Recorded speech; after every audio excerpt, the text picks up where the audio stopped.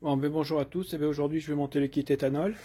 Donc bel matériel, donc tournevis, des colliers, donc le kit, de l'éclairage, une petite bombe de WD-40, du blanco pour marquer, une petite pince pour monter les prises, un multimètre pour trouver le voltage, enfin le plus, et puis bon, quelques petits outils. Donc pour regarder courant continu, on met sur OL là, et puis quand ça sera continu, et ça bip. Voilà, c'est que ça sera bon. Donc voilà la Fiat 500 hybride, hein, modèle hybride. Donc il va falloir en un premier temps sortir le cache là, de filtre à air. Donc voilà, là, et puis après on va voir dessous exactement où se trouvent situés les injecteurs, l'arrivée d'essence pour brancher le kit éthanol. Je reviens. Donc voilà. Donc là, il va falloir que je sorte les trois bobines des 3 cylindres pour pouvoir accéder aux injecteurs qui sont légèrement en dessous. Hein, ils sont là, les trucs injecteurs, vous voyez là et là, les prises injecteurs. Donc je pense que je vais mettre mon boîtier éthanol ici. Et puis mon capteur de carburant de ce côté, hein, comme je l'avais fait sur la Fiat 500X. L'arrivée du carburant, elle est là, que je vais connecter sur, sur le capteur d'éthanol. Donc voilà, bon, c'est assez simple. Donc pour débrancher là, ben ça se débranche tout simple, hein. Vous tirez sur la languette orange là, et puis vous tirez vers l'arrière. Pensez à ouvrir le réservoir d'essence. Il faudra ouvrir le réservoir d'essence parce que comme ça évite la pression. Parce que l'essence est sous pression et ça baisse la pression. Ça évitera que ça dégueule partout. Vous mettrez un petit chiffon ici pour éviter d'en foutre partout. Donc je vais commencer donc par sortir mes 3 bobines pour pouvoir accès aux injecteurs. Le moins, je vais le mettre là-dessus. Puis voilà, là c'est très bien. Comme j'avais fait sur la 500i, j'avais mis le boîtier par là, c'était bien. Bon, je reviens, à tout de suite. Donc voilà, j'ai tombé les 3 bobines. 1, 2, 3. Maintenant, je vois les trucs d'injecteurs là. Les injecteurs qui sont dessous là. Voilà une. Voilà 2. Et voilà 3. Donc voilà les 3 prises d'injecteurs démontées. 1, 2, 3. Cylindre 1, côté boîte de vitesse. Cylindre 2, milieu. Et cylindre 3, côté chaîne de distribution. Vous verrez tout à l'heure, il y a une importance. Donc voilà, j'ai mis mon multimètre pour savoir le plus où il se situe. Hein. Donc c'est celui-là. Là. Vous allez voir, voilà. Voilà. Là, on est bon.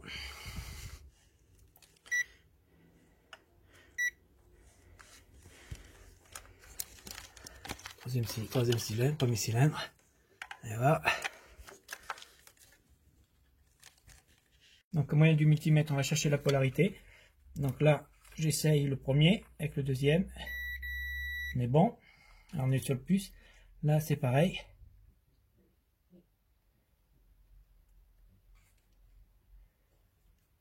Voilà.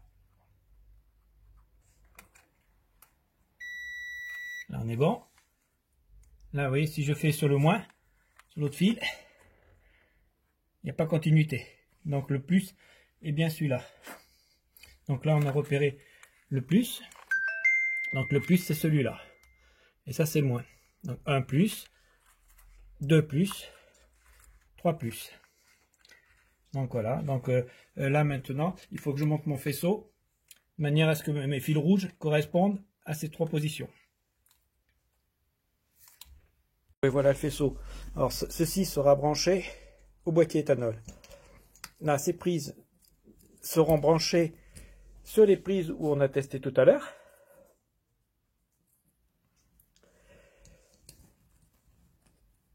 Et ça, c'est ce qui sera branché avec ces prises-là sur la tête d'injecteur. Alors là dans le faisceau, là on a pour 4 cylindres. 1, 2, 3, 4. Bon, moi j'en ai besoin que de 3 cylindres. Alors le premier cylindre, on peut constater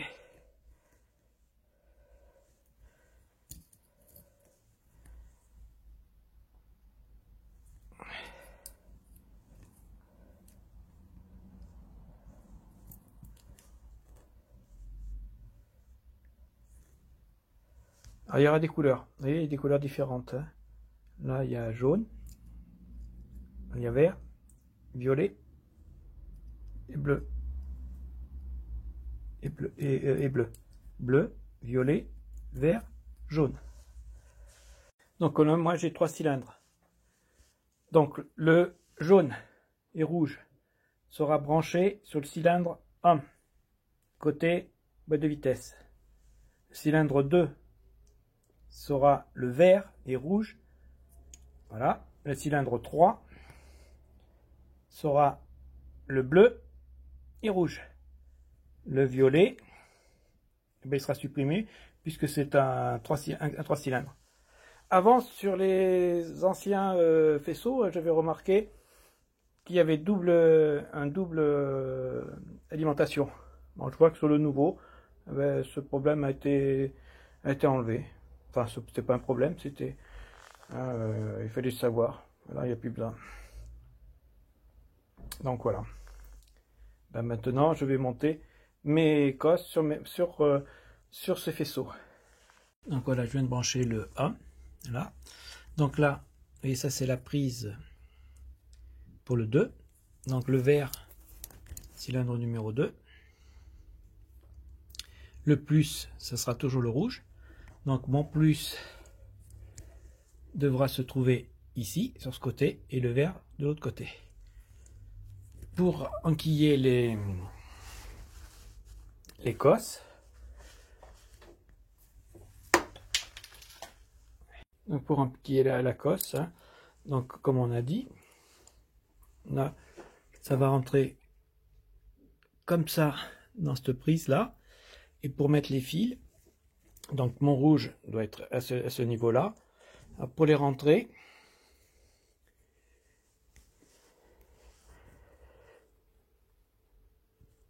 alors vous prenez le repère à l'envers, vous voyez là le petit truc, le petit ergot,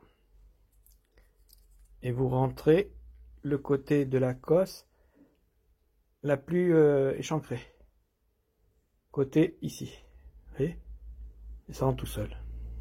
Donc voilà, vous voyez, c'est rentré dedans, pas de problème. Donc comme le rouge et le plus, ça se met comme ça, donc le rouge sera sur le plus. Et là, on enquille et on bloque avec le petit frein. Troisième cylindre, fil bleu. Donc là, pareil, on va mettre la cosse dessus. Hein, on prend la prise à l'envers. Et on rentre le plus échancré à l'envers, le côté qui est plus échancré dedans. Ça rentre tout seul. Bon ben voilà, je viens de brancher tout. Hein. Donc là, j'ai branché sur le boîtier, mon boîtier. Là, le moteur tourne. Là, les injecteurs, bon, je vous ai montré tout à l'heure, c'était le plus compliqué à faire. Bon, après, pour l'essence, hein, ben voilà. Donc là, c'était l'arrivée. Ça, c'était branché sur mon Common Ride. Donc, j'ai adapté. Là, c'est fourni hein, dans le kit. Hein. La durée était fournie, les trucs sont fournis. Là, j'ai mis mon capteur. J'ai branché mon capteur dessus. Et j'ai fait un retour à la rampe d'injection. Donc là, vous voyez, ben, la voiture tourne bien. Hein, j'ai constaté aucune anomalie. Bon, ben maintenant, je vais arranger tout mon faisceau pour que ça fasse propre. Je vais mettre la sonde. Là, j'ai branché le négatif dessus. Et je vais supprimer ben, tout ce que j'ai plus besoin. Et j'ai ma sonde, elle est où? Elle est où? Elle est là. Je vais mettre la sonde moteur et ben, le long du Common Rail là-bas. Comme ça on aura exactement la température moteur. Et puis voilà. Voilà, c'est fait. Et puis ben, maintenant je vais les mettre de l'éthanol dans la voiture. J'ai testé le Bluetooth, ben, ça fonctionne bien. J'ai mis 3 cylindres, pas de problème, aucune erreur constatée. Ben, je vous dis à bientôt, donc je finis de remonter, puis je vais à la station. Donc voilà, je viens de mettre mon faisceau propre, hein, avec des Colson. Donc voilà, j'ai calé mon boîtier ici, le long de la batterie, donc zone froide, hein, faut pas que ça chauffe. Là, j'ai isolé le début du faisceau à la prise. Là, j'ai passé mon faisceau. Voilà, le faisceau. Là, c'est le fil qui part au capteur d'éthanol pour voir la température de l'éthanol. Mon capteur d'éthanol qui est fixé au vase d'expansion. Ici, le raccordement que j'ai fait, qui va à la rampe d'injection. Là, j'ai calé mon tuyau pour pas que ça bouge, ça frotte. Et puis voilà, là, les 3 injecteurs, comme vous avez vu tout à l'heure, les 3 fils qui partent aux injecteurs, qui sont là. Et ma sonde, je l'ai mise ici. Je sais pas si on va la voir. Je l'ai mis derrière le common rail. Elle est derrière, là, par là.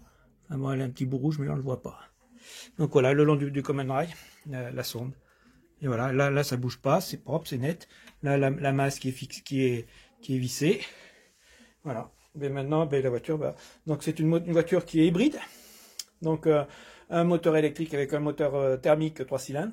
Et quand elle tournera sur le 3 cylindres thermique, elle tournera à l'éthanol. Donc une économie de carburant. Au niveau du prix, actuellement il est à 0,79 le litre, alors que le 98 là sur la région, il est à 1,78 €. Voilà, on a fait la différence. Hein. En 10 pleins, vous économisez l'éthanol. Hein. Bon, je tiens à dire quand même que c'est du bon matériel finlandais E-Flex Fuel, hein, qui est garanti 5 ans. Hein, j'ai même eu une pub ce matin sur Instagram, hein, où il mentionne que ça n'entraîne aucune, en cas comme c'est une voiture neuve, ça n'engage pas la garantie. C'est-à-dire que la garantie du véhicule continue malgré le kit éthanol. Chose que je ne savais pas jusque-là. Mais ce matin, j'ai eu une info, hein, de Flex Fuel, comme quoi, même si j'amenais mon véhicule chez Fiat, étant donné qu'il a quelques mois, ça n'engage pas la garantie du véhicule. Hein, parce que de toute façon, c'est sur la richesse, ça joue que sur la richesse de l'éthanol. Hein. C'est-à-dire qu'il y aura plus d'impulsion au niveau des injecteurs, c'est tout, en fonction de la température. Voilà.